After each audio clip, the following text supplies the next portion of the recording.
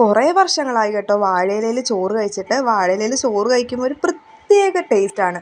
അതിൽ എത്ര ചോറുണ്ടോ അത്രയും വേണമെങ്കിൽ നമ്മൾ കഴിക്കും കേട്ടോ. പാത്രത്തിൽ കൊണ്ടുപോകുന്നതിനേക്കാളും കൂടുതൽ ചോറ് ഇലയിൽ കൊണ്ടുപോകുമ്പോൾ കഴിക്കാറുണ്ട്. അങ്ങനെ ആഗ്രഹം തോന്നി, പെട്ടെന്ന് ഇരുന്നപ്പോൾ ഒരു ആഗ്രഹം തോന്നി ഉച്ചയ്ക്ക്, എന്നാൽ ഇന്ന് കുറച്ച് വാഴയിലയിൽ ചോറ് കഴിച്ചാലോ. അപ്പോൾ വൈകിട്ടത്തേക്കുള്ള ചോറ് ഞാൻ വാഴയിലയിലാക്കി വെക്കാമെന്ന് കരുതി. അങ്ങനെ ഇല വാട്ടി, ശരിക്കും വാട്ടാനൊന്നും അറിയില്ലായിരുന്നു, അതുകൊണ്ട് തന്നെ അത് നടുവേന്ന് കീറിയിട്ടൊക്കെ ഉണ്ട്.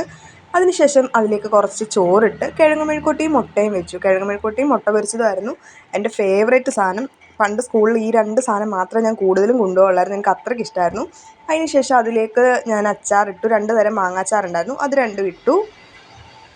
അതിനുശേഷം ചോറ് മൂടാൻ നോക്കിയപ്പോഴേക്കും ഇല രണ്ടും കൂടെ അടുക്കുന്നുണ്ടായിരുന്നില്ല.